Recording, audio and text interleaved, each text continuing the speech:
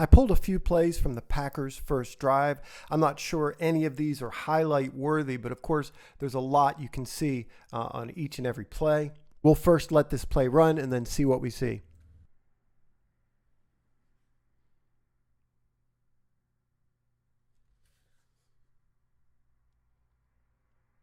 First thing that catches my eye in this particular play is watching David Ojabo essentially in man coverage off the ball over this tight end.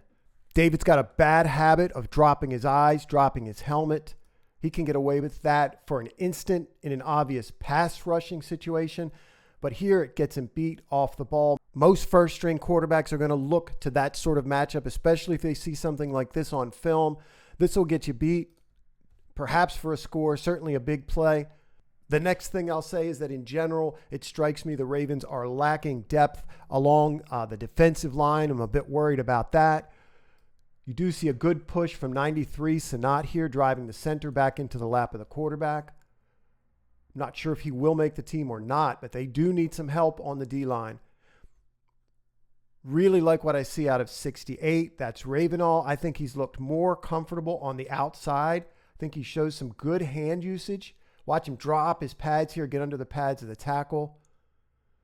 Swipe the hands away, and then this underhand rip.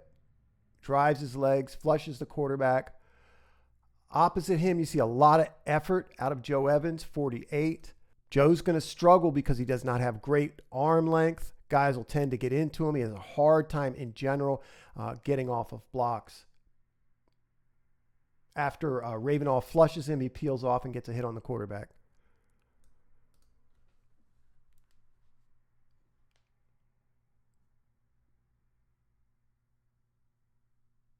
We get Ojabo with a nice pass rush here versus the tight end.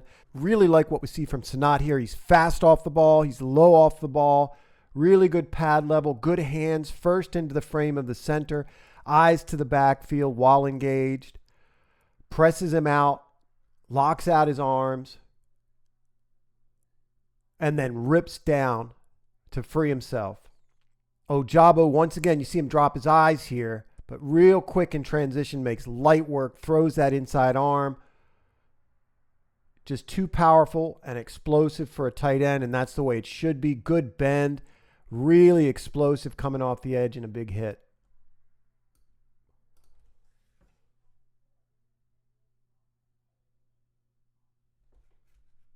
I'm pretty ignorant as to who exactly DEADRIN Senat is, number 93. I believe he's been in the league for 5, perhaps 6 years. He's catching my eye in this particular game.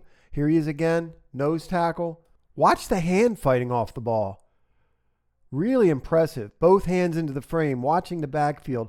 He's going to chop this outside arm down and then rip with his inside arm. Take on the guard next.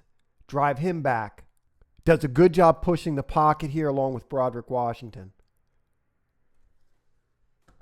Bo Braid strikes me as a player who reads and studies. Packers are in 12 personnel to the boundary, this wing set.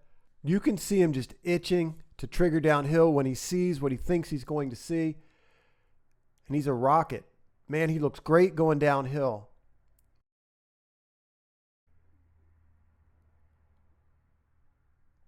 Gets there before anybody on the second level.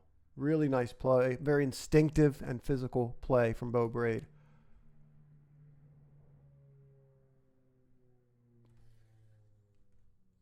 Just a few words about the game today and some words about the team generally. I said it earlier in the video, I'm concerned about the D-line. I do not think the defense will pick up right where it left off. Too many new coaches, a new coordinator, some new guys on the field. I haven't seen our 2 best run defenders, but they have not looked good stopping the run. Of course, it almost goes without saying the offensive line is worrisome. I have a sneaking suspicion the Chargers might be interested in Ben Cleveland. I'm just not sure what's going on with Ben Cleveland on this team. Josh Johnson, I thought, looked terrible today. The big play to Tylan Wallace was well protected, wide open. Before that, he was inaccurate.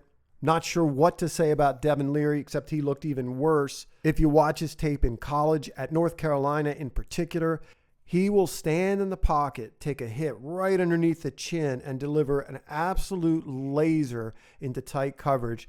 And 2 plays later, he'll make a boneheaded throw. I don't think it's necessarily his decision making. I just don't think he sees the field that well. It's possible that a week and a half from now, when the Ravens starters are on the field, Stanley and Linderbaum, etc., that they're able to run the football, impose their will on the Chiefs. Things start to click just because Lamar's out there. I'm sure it'll be a lot better, but this does not appear as a very deep team, and I don't think it's looked like a particularly well-coached team in this preseason.